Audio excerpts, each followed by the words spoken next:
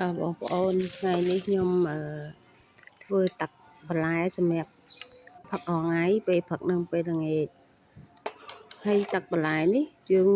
ហូបហើយអត់ឃ្លានហ្មងយើងបើអ្នកប្រសក់គីឡូវិញហូបអានឹងហើយដឹងអាស្រក់គីឡូហ្មងដោយសារវាអត់ឃ្លានណាពេលព្រឹកយើងមុនហូបបាយហូបអីចឹងយើងដាក់អានឹងមកកែវទៅ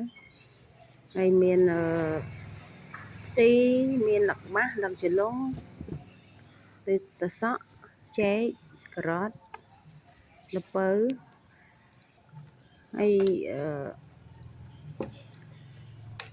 នៅពោតប្រហាំងឥឡូវយើងស្ងោរល្ពៅផុយហើយយើងងាស់ហើយល្ពៅនឹងផុយហើយយើងចាំយើងដាក់ស្លឹកខ្ទិះស្លឹកបាសស្លឹកជ្រលងចឹងនិយាយទៅលឹកអីក៏ដោយឲ្យតែយើងដាក់បានដាក់ទៅហើយទឹកសក់អីនេះខ្ញុំអត់ដាក់ស្ងោរទេខ្ញុំក្លុកទាំងឆាយហើយស្លឹកតយខ្ញុំស្ងោរយកទៅជាតិឲ្យក្លិនទេហើយស្រង់ចេញបើយើងក្លុកទាំងស្លឹកតយវាស្កាតណាចឹងតើយើងជ្រោះ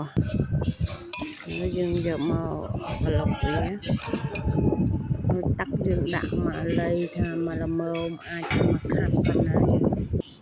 លៃតាមហ្នឹងទៅហើយខ្ញុំមកក្លុកវាទៅនេះយើងសម្រាប់សុខភាពបន្លែបៃតងអញ្ចឹងយើងបុកនេះទៅហើយមកក្លុកហើយក្លុកហើយយើងធ្វើច្រើនយើងច្រកដាក់ក្លាសេទៅដុបក្លាសេទៅផឹកឡើងខាត់ប្រមូលផឹកឡើងយើងដាក់ម្ដងទៅពោះទទេល្ងាចឡើង